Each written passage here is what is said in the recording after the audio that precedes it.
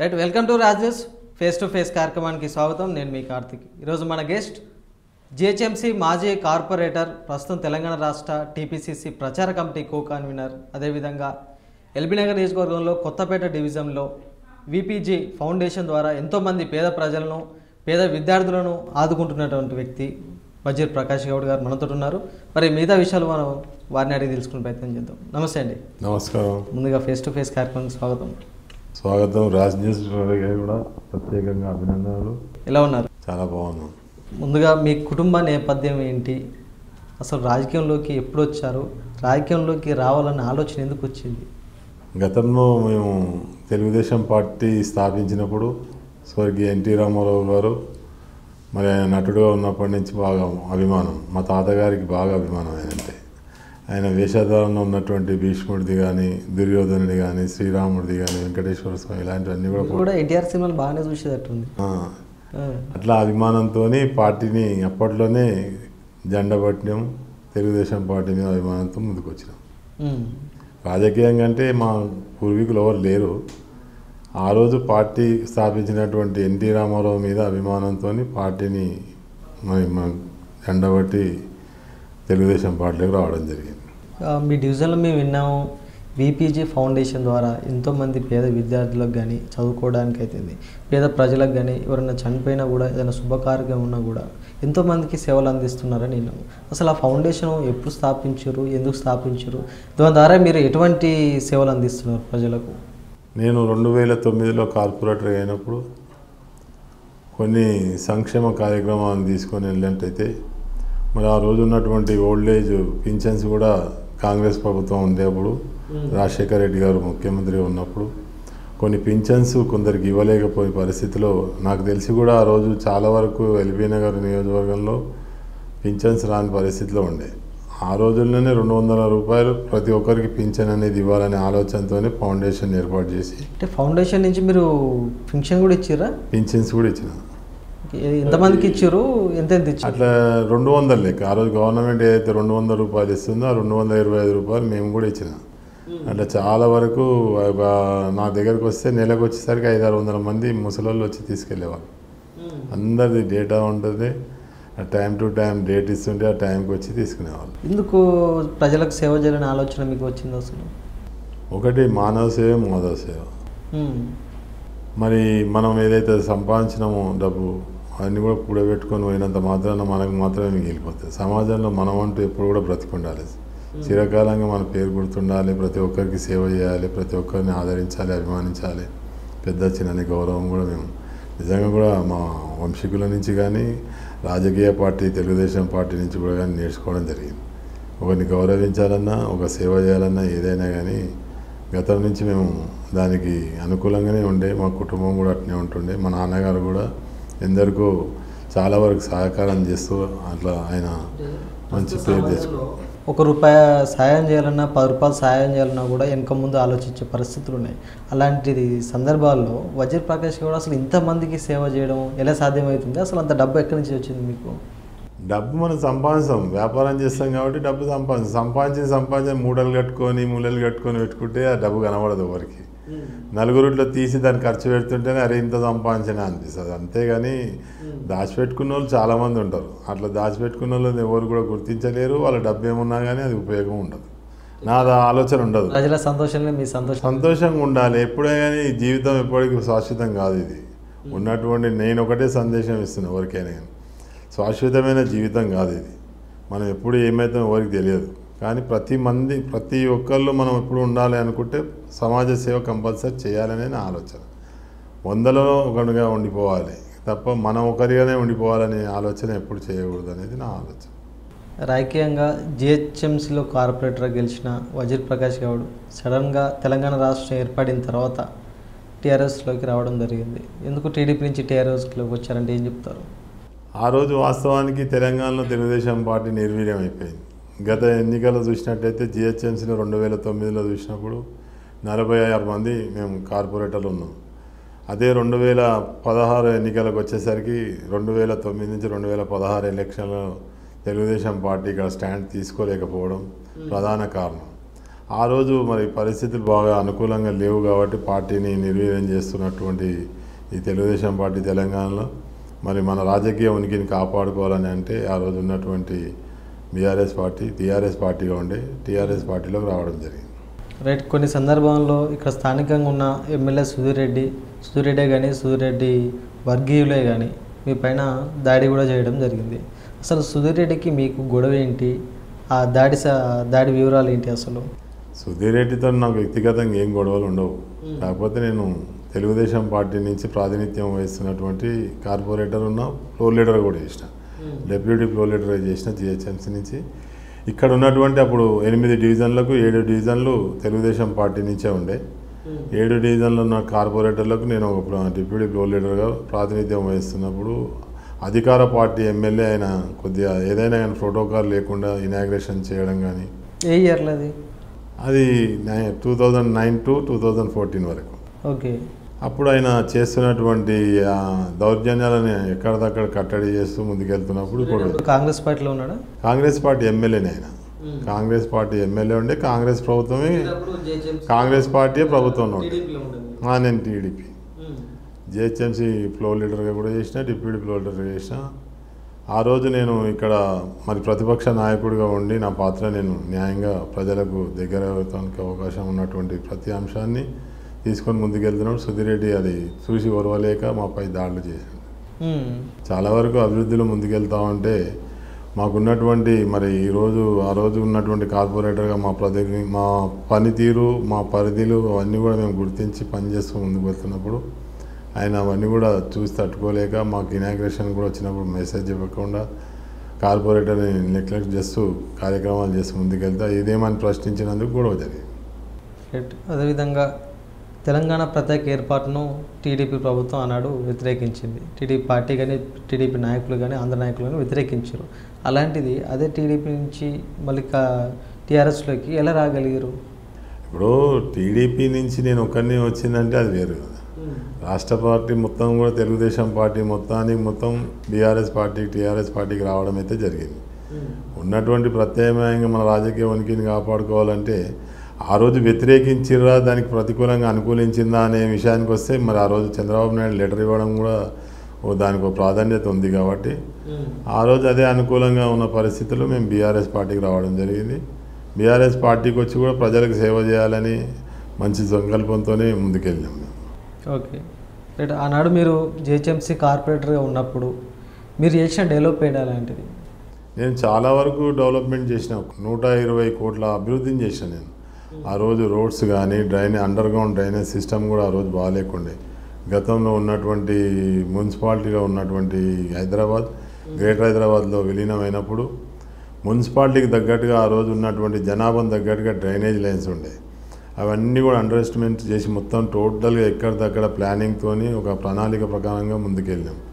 Drainage వ్యవస్థని నిర్మూలన చేసి మంచి నిర్మాణం చేసినాం.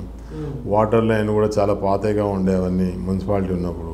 మన జిహెచ్ఎంసీకి వచ్చినాక జనాభా కూడా పెరిగిపోయింది. 2011 జనాభా ప్రకారంగా జనాభా పెరిగినటువంటి అనుకూలంగా మన ఆ రోజు డ్రైనేజ్ కానీ వాటర్ లైన్లు కానీ విద్యుత్ దీపాలు కానీ మరి మోడల్ లైట్సింగ్ కానీ ఇవన్నీ కూడా హైమాక్స్ లైట్స్ కానీ ఇవన్నీ చాలా వరకు కార్యక్రమాలు చేయడం జరిగింది. సబ్స్టేషన్లు కూడా కొత్త వేయించడం జరిగింది.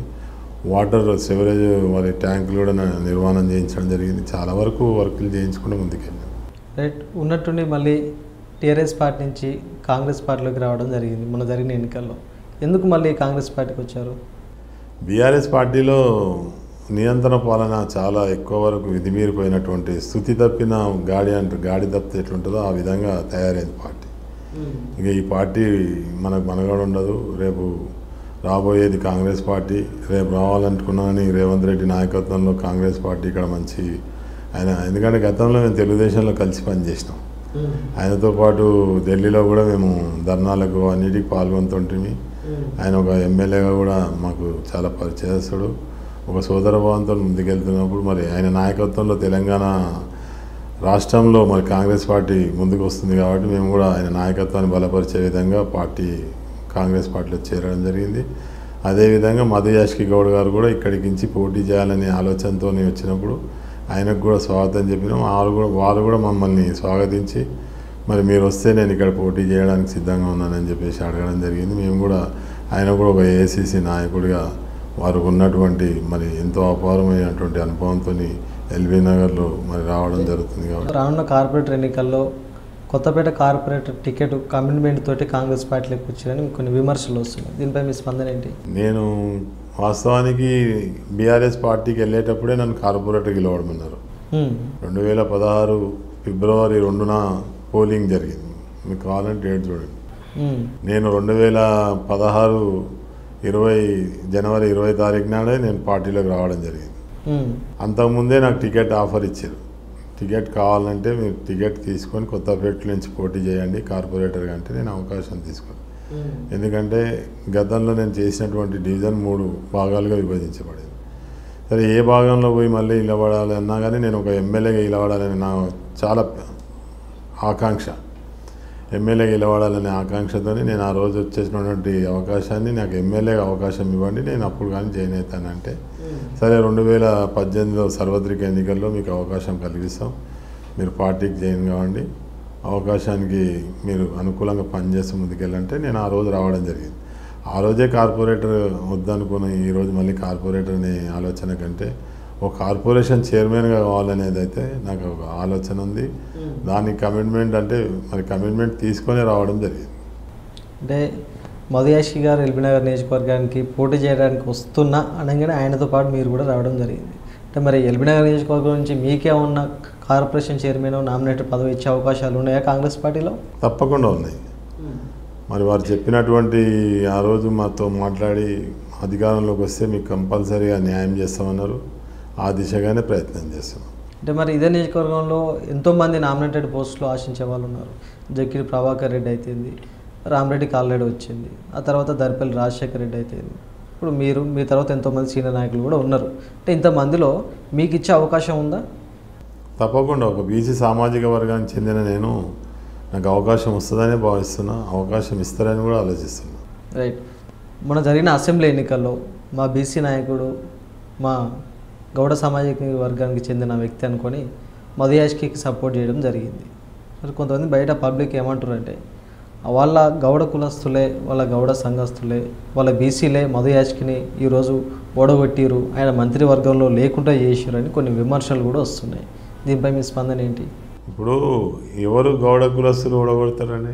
నిజానికి చెప్పాలంటే అంత పెద్ద నాయకులు బీసీ ఓట్లు పోలరైజేషన్ కాలేదని టాక్. ఇప్పుడు బీసీ ఓట్లు పోలరైజేషన్ కాలేదు అంటే మాకు సమయం కూడా లేదు. వాస్తవానికి వారు తీసుకున్నటువంటి లాస్ట్ వరకు దాకా కూడా డిక్లరేషన్ కాకుండా ఆగడము ఇవంతా కూడా చాలా ఇబ్బందికరంగా మారింది.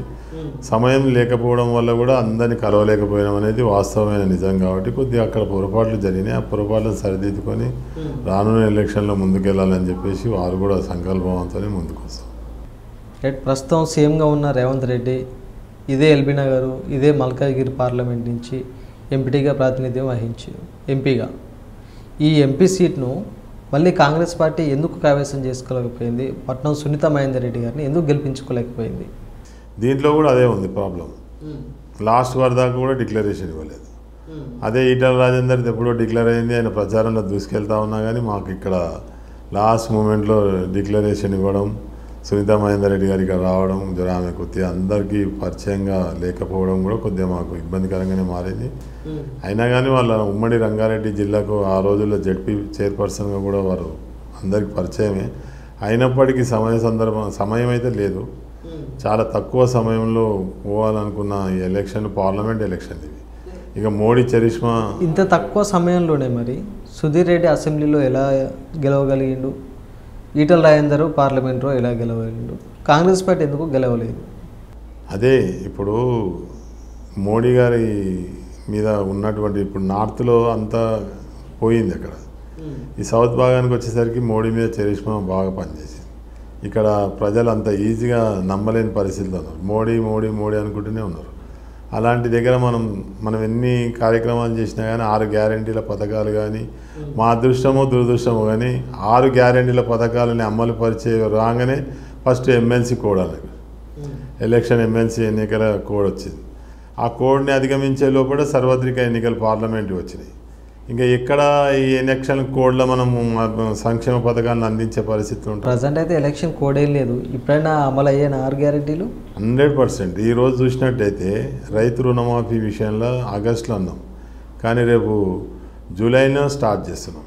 మరి కేబినెట్ మీటింగ్లోనే ఆమోదం తెలిపినటువంటి 31,000 కోట్లతోని రేపు ఈ యొక్క బడ్జెట్ని తీసుకొని రుణమాఫీ, రైతు రుణమాఫీలో మరి రేవంత్ రెడ్డి గారు చాలా ముందుకెళ్తున్నారు. నిజానికి అన్ని సంక్షేమ పథకాలు అన్నీ అమలుకు వస్తున్నాయి. ఉచిత 0 బిల్ కరెంటు బిల్లు, మరి మహిళలకు 2,500 రూపాయలు, ఇవన్నీ కూడా ఇప్పుడు వారి ఖాతాలో వేయడానికి. బీఆర్ఎస్ నాయకులు అయితే, బీజేపీ నాయకులు అయితే కాంగ్రెస్ గవర్నమెంట్ ఫెయిల్యూర్ గవర్నమెంట్ అంటారు. మరి దీన్ని ఏ విధంగా చూస్తారు? తప్పండి. ఇప్పుడు అధికారంలోకి వచ్చి 6 నెలలు అయింది. 6 నెలలనే అప్పుడే ఫెయిల్యూర్ గవర్నమెంట్ అనడానికి ఎలాంటి కారణాలు ఉంటాయి? 4 నెలలు ఎలక్షన్ కోడే పోయింది. మనం చూస్తున్నాం కదా, ఎమ్మెల్సీ ఎలక్షన్లకే మినిమం 2 నెలలు తీసింది. ఇక జనరల్గా పార్లమెంట్ ఎలక్షన్ల కోసం 1 నెల రోజులు అయింది. 3-4 నెలల వ్యవధి మొత్తం మీద మనకు ఎలక్షన్ కోడ్ ఉన్నప్పుడు ఎలాంటి పథకాన్ని మనం ప్రజలకు తీసుకెళ్ళగలుగుతాం? అప్పటికే ఉచిత బస్ అనేది ప్రజలలోకి తీసుకెళ్ళినాం, అది ఆల్రెడీ నడుస్తూనే ఉంది. కొద్ది గొప్ప పింఛన్స్ కూడా మనం వృద్ధులకు వేస్తామని వేసినాము. రైతు రుణమాఫీ, రైతు సంక్షేమానికి కూడా మరి రైతు పంటకు కూడా మనం పైసలు వేసినాం. కొద్దిగా అనుకున్నంత రేంజ్లో ముందుకెళ్ళలేకపోయినామంటే మనకి ఎలక్షన్ కోడ్ వల్లనే. ఇప్పుడు చూడండి, ప్రతి ఒక్కటి కూడా అమలు పరుస్తూనే ఉన్నాం, ముందుకెళ్తున్నాం. ఎలాంటి సంక్షేమ పథకాలని 6 గ్యారంటీ పథకాలని ఆపడానికి ఎలాంటి ఇబ్బందులు లేవు. బడ్జెట్ని ఇప్పుడు అభివృద్ధి చేయాలనుకున్నప్పుడు, సంక్షేమ పథకాలని అమల్లో ఉంచుకోవాలనుకున్నప్పుడు పెట్టుబడులను రాబట్టుకోవాలా, పైసల్ని ఏ విధంగా పెంచుకోవాలి, ఉత్పత్తులను ఏ విధంగా పెంచుకోవాలనే దాని మీద చాలా ప్రణాళిక ప్రకారంగా ముందుకెళ్తాం. కొంతమంది ఎల్బీనగర్లో బీఆర్ఎస్ వర్గాలు ఏమంటున్నాయంటే, సుధీరెడ్డిని ఎదుర్కొనే సత్తా లేదు కాబట్టే అసెంబ్లీలో కాంగ్రెస్ పార్టీ ఓడిపోవాల్సి వచ్చిందనేసి పార్టీ పైన విమర్శలు చేస్తున్నారు. దీన్ని ఏ విధంగా చూస్తారు మీరు? 2014లో సుధీరెడ్డి ఇలాంటి మాటలే మాట్లాడారు, నన్ను ఎదుర్కొనే సత్తా ఎవరికి లేదని చెప్పేసి. అప్పుడు ఆర్ కృష్ణయ్య గారిని మరి ఎలాంటి సత్తా ఉన్న నాయకుడిగా మరి నిరూపణ జరిగింది. మొన్న మేము సమయం లేదనే భావనతోనే వెనుకబడ్డం తప్ప ఇంకా వేరే ఆలోచన అయితే లేదు. కొన్ని సంవత్సరాలు మీరు కూడా సుధీరెడ్డితోటి ప్రయాణం చేసినట్టున్నారు బీఆర్ఎస్ పార్టీలో. అసలు ఆయన అభివృద్ధి నియోజకవర్గంలో ఏ విధంగా ఉంది, ఆయన పరిపాలన ఏ విధంగా ఉందంటే ఏం చెప్తారు? ఆయన చేసినటువంటి అభివృద్ధి పనులకు మాత్రం నేను ఎప్పుడు కూడా తప్పు చెప్పలేను, వాస్తవాన్ని ఒప్పుకోవాలి. అభివృద్ధిలో ముందుకెళ్ళిండు. చేసిండా సుధీరెడ్డి ఎల్బీనగర్లో అభివృద్ధి చేసిండు, చేయలేదనేది కాదు. కానీ ఆయన దగ్గర ఒకటే ఉంటుంది, తనతో సమానంగా ఏ లీడర్ని, ఏ నాయకుడిని తయారు చేయలేడు. ఉన్న నాయకులను కూడా ఓర్వలేడు. అంటే పక్కన ఏ లీడర్ ఎదిగినా కూడా సుధీరెడ్డి తట్టుకోలేడు. ఫస్ట్ తనతో సమవుజ్జిగా ప్రయాణం చేయాలంటే కూడా ఆయన, ఎందుకంటే నేను కూడా ఒక యాస్పిరెంట్ ఎమ్మెల్యేని. నేను తెలుగుదేశం పార్టీ నుంచి తెలంగాణ రాష్ట్రం ఏర్పడక ముందుకే నాకు 2014లో సీట్ ఇస్తాను. సుధీరెడ్డికి అలాంటి బుద్ధి ఎందుకుంది అంటే పదవి మీద ఏమైనా వ్యామోహమా లేకపోతే ఎట్లా? ఆయనకున్న చెడు గుణాల ఫస్ట్ గుణమే అది. ఒక నాయకుడిగా ఎవరిని తయారు చేయలేడు. మీరు చూడండి, ఆయన ఎమ్మెల్యే ఉంటే కార్పొరేటర్లు ఆపోజిషన్ పార్టీలో ఉంటారు, ఆయన అధికార పార్టీలో ఉంటే వేరే వాళ్ళు కార్పొరేటర్లు ఉంటారు. అంతే తప్ప ఆయన ఎవరిని రెడీ అంటే ఎవరిని తయారు చేయడు. వజ్ర ప్రకాష్ కూడా బీఆర్ఎస్ పార్టీ నుంచి అందుకనే బయటకు వచ్చింది అనుకోవచ్చా? అదొక కారణం చాలా ప్రత్యేకంగా. ఇప్పుడు 2018లో జరిగిన సార్వత్రిక ఎన్నికల్లో నాకు సీట్ ఇస్తామన్నారు. సరే, ఆ రోజు 105 మందిని ఒకేసారిగా డిక్లరేషన్ ఇచ్చారు. అందులో ఎల్బీనగర్ నుంచి కూడా రామ్మోహన్ గౌడ్ పేరు రావడము, మళ్ళీ నేను వెళ్ళి అడగడం కూడా జరిగింది. అడిగినప్పుడు ఏమన్నారంటే 2014లో తెలంగాణ ఏర్పడ్డాక పార్టీ కష్టకాలంలో ఉన్నప్పుడు వాళ్ళు ఖర్చు పెట్టుకొని గెలవడానికి ప్రయత్నం చేసి ఓడిపోయారు. ఇలాంటి మనం ఇప్పుడు అధికారంలోకి వచ్చి 5 సంవత్సరాలు అయి మంచి పరిస్థితిలో ఉన్నప్పుడు వాళ్ళకి టికెట్ ఇవ్వకపోతే ఎట్లా అని చెప్పేసి కేటీఆర్ కూడా మాట్లాడి వాళ్ళకే పాతోళ్ళకే ఇవ్వడం జరిగిందని చెప్పి మమ్మల్ని సంజాయించారు. ఓకే, మరి మొన్న జరిగినటువంటి 2023 నవంబర్లో నాకు కూడా టికెట్ కావాలని అడిగినా, ఇవ్వకపోవడం, సుధీరెడ్డి కూడా దాన్ని జీర్ణించుకోలేకపోవడం, ఇబ్బందికరంగా కొన్ని సంఘటనలు చేయడం, నేను పార్టీని వీడడం జరిగింది. రైట్. కొంతమంది కాంగ్రెస్ పార్టీ మీద ఏ విధంగా విమర్శలు చేస్తున్నారంటే, ఎల్బీనగర్లో కాంగ్రెస్ పార్టీలో ఒక బీసీలకు గౌడ్స్కి ఇచ్చిన ప్రియారిటీ ఇతర కులస్తులకు కానీ ఇతర సంఘాలకు కూడా ఇవ్వట్లేరు అనేసి కొన్ని విమర్శలు చేస్తున్నారు. ఇది వాస్తవేనా? తప్పది. అన్ని కుల మతాలను సమవుజ్జిగా ముందుకు తీసుకెళ్తున్న పార్టీ అంటే ఈరోజు ఉన్నటువంటి పార్టీ కాంగ్రెస్ పార్టీ. ఈ కులానికి పెద్ద పీట వేస్తాం, ఆ కులానికి చిన్న చూపు చూస్తాం అనేది అయితే లేదు. అది నథింగ్, అది జరగదు, జరగబోదు కూడా. రానున్న రోజుల్లో బోనాల పండుగ రాబోతుంది. ఎల్బీనగర్ నియోజకవర్గంలో బోనాలు అత్యంత ఘనంగా కొత్తపేట మీ డివిజన్లో తీయడం జరుగుతుంది. అసలు ఈసారి ఏ విధంగా ప్లాన్ చేస్తారు బోనాలకి? కొత్తపేట డివిజన్లో మాత్రం బోనాల ప్రత్యేకత ఏంటంటే ఇక్కడ ఒక దేవాలయం, శ్రీ శ్రీ ప్రసన్న మహాకాళి అమ్మవారి ఆలయం, చాలా ప్రసిద్ధిగాంచినటువంటి, చైర్మన్ కూడా మీరే ఉన్నట్టు దేవాలయానికి. అతి పురాతనమైనటువంటి చిన్న దేవాలయం ఉండే. నేను కార్పొరేటర్గా అయిన కొత్తలో ఆ యొక్క కార్యక్రమానికి శ్రీకారం చుట్టి పునర్నిర్మాణం గావించి మంచి దేవాలయాన్ని నిర్మాణం చేసి దానికి నేను ఫౌండర్ ట్రస్టీ చైర్మన్గా కూడా బాధ్యతలు తీసుకొని చాలా అభివృద్ధిలో ముందుకు తీసుకెళ్తూ ఉంటాం. కొలిసిందే కొంగు బంగారమైనటువంటి అమ్మ చాలా బోనాలు అంటే చాలా ఫేమస్. ఇక్కడి నుంచే కాదు, చాలా చుట్టుపక్కల గ్రామాల నుంచి, చుట్టుపక్కల సిటీ నుంచి కూడా చాలా వరకు రావడం జరుగుతుంది. మినిమం ఒక 50,000 జనం ఆ రోజు దర్శనం చేసుకుంటారు. అందులో స్పెషల్గా బోనాలు అనేది చాలా పెద్ద ఎత్తున ఉంటుంది. అమ్మవారి ఊరేగింపు కానీ అన్ని కార్యక్రమాలు, రథోత్సవం కూడా కార్యక్రమాలు అన్నీ చాలా బాగా జరుగుతాయి. అదేవిధంగా సదర్ ఉత్సవాలు కూడా మీ డివిజన్లో, ఎల్బీనగర్ నియోజకవర్గంలో ఏ డివిజన్లో చేయలేనంత ఘనంగా కూడా సదర్ ఉత్సవాలు చేస్తారు. దాంట్లో మీ పాత్ర కూడా ముందు ఉంటుంది. అంటే యాదవులకు కూడా మీరు ఏ విధంగా అంత సపోర్ట్ చేయగలుగుతున్నారు? ఇప్పుడు యాదవ్ సోదరులు కమ్యూనిటీ ఇక్కడ చాలా పెద్ద కమ్యూనిటీ. గౌడ కమ్యూనిటీ ఎంత ఉంటుందో యాదవ్ కమ్యూనిటీ కూడా అంతే ఉంటుంది. కాబట్టి వాళ్ళు కూడా అంత సోదరభావంతో మంచి కార్యక్రమాన్ని మన బోనాలకైతే ఏ విధంగా చేస్తామో అదేవిధంగా సదరు ఉత్సవాలు కూడా బాగా బ్రహ్మాండంగా చేస్తారు. అక్కడ ఒక స్టేజ్ ఏర్పాటు చేయడము, ఆ రోజు అలంకరించినటువంటి దున్నపోతులన్నీ కూడా ఊరేగింపు చేయడము, వాళ్ళంతా ఒక కలయికతోని మంచి స్నేహభావంతో ముందుకెళ్తూ ఉంటాం. కాబట్టి ఎవరికి ఎలాంటి ద్వేషాలు లేవు, ఎలాంటి ఇబ్బందులు లేవు. చాలా మంచి కార్యక్రమం కాబట్టి అందరం సమానోద్యంగా ముందుకెళ్తున్నాం. వజ్రప్రకాష్ గౌడ్ టీడీపీ నుంచి టీఆర్ఎస్ నుంచి కాంగ్రెస్, ఇప్పుడన్నా ఈ పార్టీలో ఉంటారా లేదా మళ్ళీ వేరే పార్టీకి పోయిన అవకాశాలు ఉన్నాయా? ఒకటి నేనైతే మీకు ఇప్పుడే చెప్పిన, తెలుగుదేశం పార్టీ తెలంగాణలో స్టాండ్గా ఉండుంటే వాస్తవానికి మాకు ఆ పరిస్థితులు వచ్చేది కాదు. కానీ తెలుగుదేశం పార్టీ ఇక్కడ లేకపోవడం వల్ల ఆ రోజు బీఆర్ఎస్ పార్టీ పోయినాం. ఆ రోజు ఉన్నటువంటి బీఆర్ఎస్ పార్టీ అధికారంలో ఉంది కదా అని పోయి మేమేం పదవులు తీసుకోలే, ఏం మోసం చేయలే. పార్టీని కాపాడినాం. పార్టీతో పాటే అందరినీ జనానికి కూడా మేము సేవ చేసుకోవడం ముందుకెళ్ళాం. పార్టీలు మారుకునే అవకాశం వచ్చినా కానీ మనకేదో పదవుల కోసం పార్టీలు మారుతున్నాం కాదు. తెలంగాణలో బీఆర్ఎస్ పార్టీ అనే ప్రాతినిధ్యం వహిస్తున్నటువంటి పార్టీ అధికారంలో ఉన్నప్పుడు వాళ్ళు తండ్రి కొడుకులు ఏ విధంగా అయితే పరిపాలన చేసినా అది నచ్చకనే కాంగ్రెస్ పార్టీ రేవంత్ రెడ్డి నాయకత్వంలో ముందుకు వస్తుందన్నప్పుడు ఈ అవకాశాన్ని తీసుకోవాలి, జనానికి దగ్గర అవ్వడానికి మంచిగుంటుందని చెప్పేసి కాంగ్రెస్ పార్టీ వెళ్ళాం. అంతేగాని రాజకీయ లబ్ధి కోసమనో ఏదో కోట్ల రూపాయలు సంపాదించుకోవాలనో అవకాశం కోసం అవకాశవాదుల్లాగా పార్టీ మారింది కాదు. ఇది పరిస్థితులని చేదాటిపోకుండా పార్టీని అడ్డం పెట్టుకొని ప్రజలకు దగ్గర అవ్వడానికి, రాజకీయ ఉనికిని కాపాడుకోవడానికి మాత్రమే పార్టీకి మారడం జరిగింది. నాకు తెలుసు ఆ రోజు టీఆర్ఎస్ పార్టీ అధికారంలోకి రాదు అని చెప్పేసి నేను బల్లగుద్ది ప్రతి ఒక్కరికి ఛాలెంజ్ చేసిన. చాలామంది అన్నారు పార్టీ అధికారంలో ఉన్న టీఆర్ఎస్ పార్టీని వదిలిపోయి కాంగ్రెస్ పార్టీ రేపు నామరూపాలు లేకుండా పోతుంది, మళ్ళీ నీ లైఫ్ అంతా ఖరాబ్ అయిపోతుంది, నీకు రాజకీయ భవిష్యత్తు కూడా ఉండదు, అది ఇదని అందరూ చాలామంది అన్నారు.